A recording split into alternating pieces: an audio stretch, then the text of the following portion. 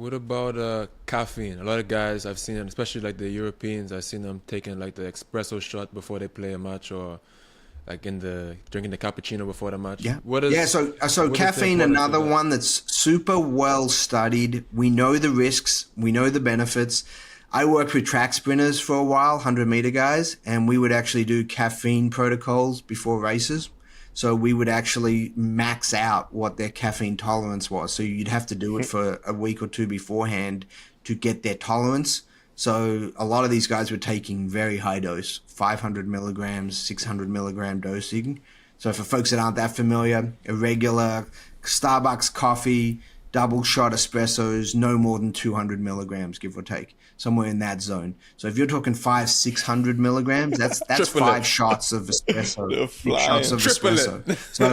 it. So for a lot of people, that's too much. That gives them jitters. That gives them, heart palpitations. You don't want to mess with really high dose caffeine if you're not under supervision of someone that knows what they're doing and doing it, for a specific purpose.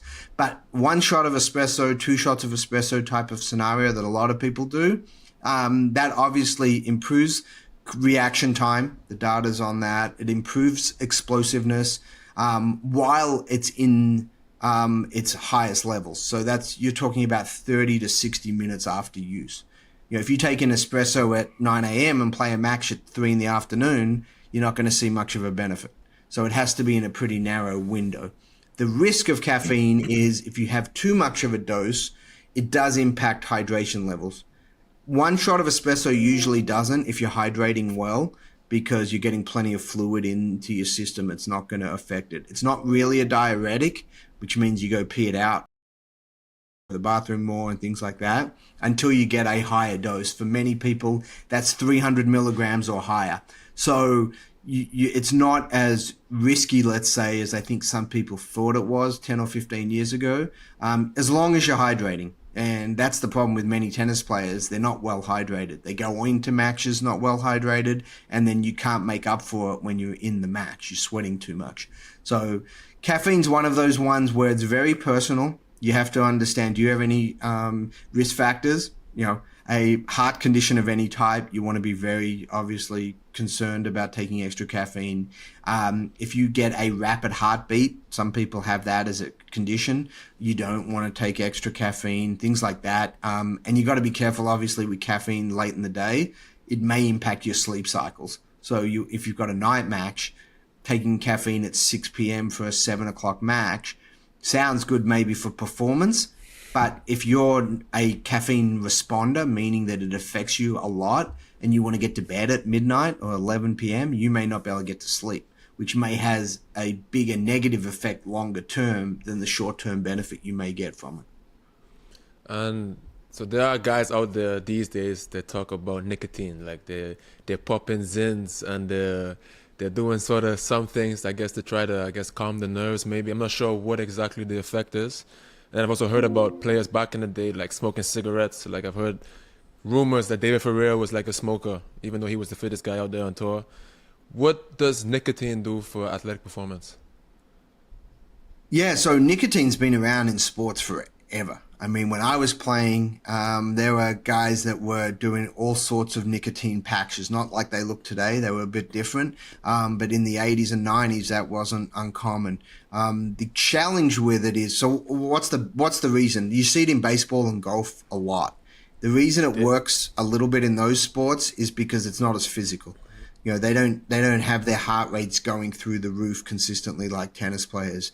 They don't usually have to, play 3 hours with a elevated heart rate. They have a lot of their heart rates pretty low for most of their environments. The challenge with nicotine is it does improve cognitive function in a lot of the studies.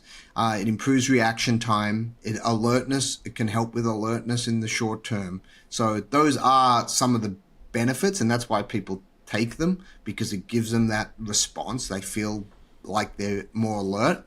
The big problem is it does elevate heart rate, which is not something you want as a tennis player. You want a lower heart rate at rest. You don't want it elevated, because that means every work session that you have, your heart's working harder and you're actually getting more fatigued. So it doesn't help at all from that standpoint. It's actually a big negative. If you do the dosage wrong, it can give you problems with alertness. It actually, like everything, kind of like caffeine, if you don't do it right, it can cause a lot of problems. It can create environments where you get a little paranoid, a little agitated, things like that. So that can be a real negative if you're trying to calm yourself, if you're trying to do these things. So it's definitely not something that I ever recommend for tennis athletes. It's not good for the sport of tennis because of the environments and the need for good endurance, heart rate control, things like that. Other sports, it may have a bit of a benefit because it's not banned. It can be utilized. So that's why people experiment with it. And yeah, sorry. no. So in your opinion, creatine is about the timing and the dosage. Caffeine also about basically timing and dosage, and then nicotine stay away from. Yeah, for tennis players, there's too many risks for it without much of a benefit, and the benefit is going to be offset by the risks. Just for watching this clip. If you want to watch the full episode, the link is in the description down below.